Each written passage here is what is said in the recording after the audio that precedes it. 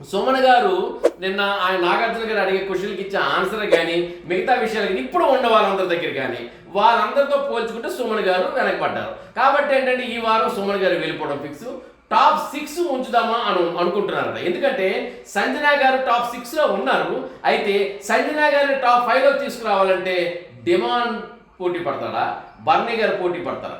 ఎవరో ఒకరు వెళ్ళిపోవాలి కదా. అయితే బర్నీ గారు, డిమాండ్, సంజన మధ్య పోటీ ఉంటుందా, ఎవరు వెళ్ళిపోతారు అనే విషయంలో కూడా ఆలోచిస్తున్నారు. కాబట్టి ఇక్కడ ఉండే వాళ్ళంతా డిజర్వ్. కాబట్టి టాప్ 5 కాదు టాప్ 6 ఉంటే అందరూ 6% అంటే సంజనాని పంపించేస్తే ఇల్లును చూడలేరు.